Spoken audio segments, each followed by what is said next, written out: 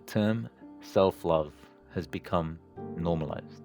It's become a bit of a buzzword in recent years. And to be fair, it's a good thing.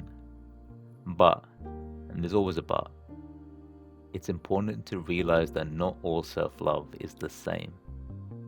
There's actually two types of self-love.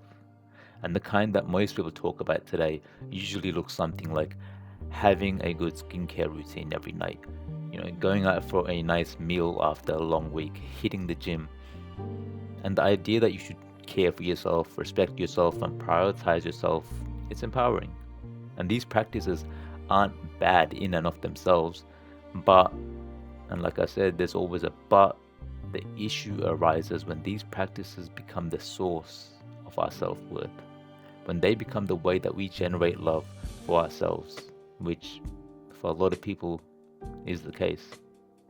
That's when self-love becomes ego-driven because, number one, it's dependent on external actions and habits to generate the love, and number two, it's driven by the expectation of a specific outcome, usually feeling better about yourself or getting validation from others for your sense of self-worth. Now, to really understand this though, we need to take a step back first and recognize that, like I said, there's two types of self-love which stem from the two ideas of the self. The first self, the self with the lowercase s, is the egoic identity. It's the constructed sense of who we are, or who we think we are, shaped by things like our life experiences, our beliefs, our thoughts, our emotions, the roles that we play in society, cultural and societal conditioning, our fears, our desires, our insecurities. All of these factors combined form an identity, a story that the ego tells itself about who we are. Now, the ego itself isn't the problem. It's not inherently bad. We actually need the ego to function and move through this world, to navigate relationships, careers, choices, and just to survive this physical experience. But the issue arises when the ego is left unchecked and it begins to dominate our sense of identity. And we forget that we're more than the roles that we play or the stories that we've collected along the way. That's when it begins to limit our freedom by keeping us boxed into this identity that we've taken on. So that's the first self, the self with the lowercase s, the egoic identity. The other self is the self with the capital S. It's pure consciousness, pure presence. It's the real you, the one that exists behind all the noise, behind everything I mentioned before with the egoic identity. It's you behind your life experiences, behind your thoughts, your emotions, your beliefs, behind the roles that you play, behind the culture that you grew up in, behind your fears, your desires, your insecurities. It's who we are behind the ego. The awareness that exists beneath all the layers of the story, identity, and conditioning. Across different religions and traditions, the self is named by many names. You may call it God, not as in a being in the sky sitting on his golden throne, but as the divine essence within you, me, and all things.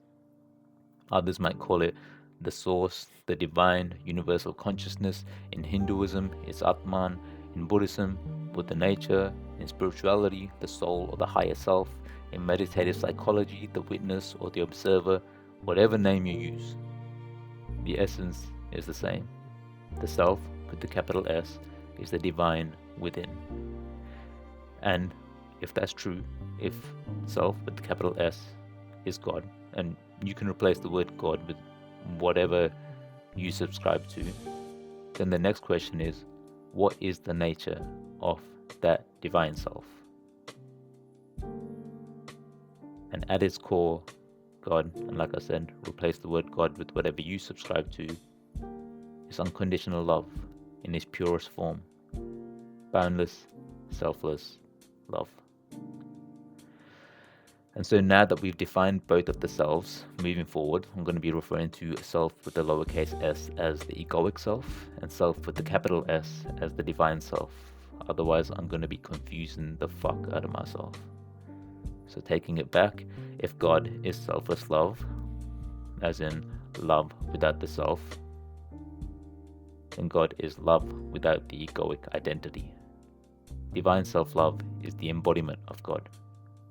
And unlike egoic self-love, which seeks to draw love from external actions and habits and rewards, divine self-love is drawn from within and expressed outwardly, without the expectation of anything in return.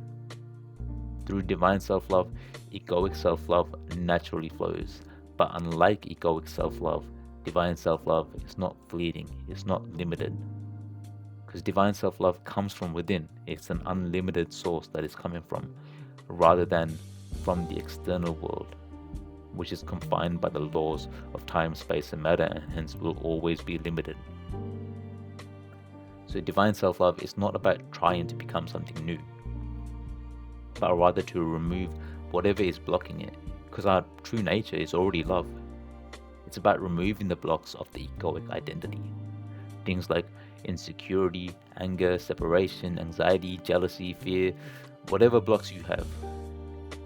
Everyone's are different, but only you know what your blocks are. And if you don't, you got to do the work to find out what it is. And so to deepen our connection with the divine self, we need to remove these blocks. We need to lower the walls of the ego in order to allow this love to flow through us into the world. It means loving without expecting anything in return, not to earn love, not to be seen a certain way, but simply because it's your nature. It's your nature to give, it's your nature to serve, it's your nature to love. Because when you begin to love like that, you start to experience love back, both from within and from the world around you. But yeah, stay blessed.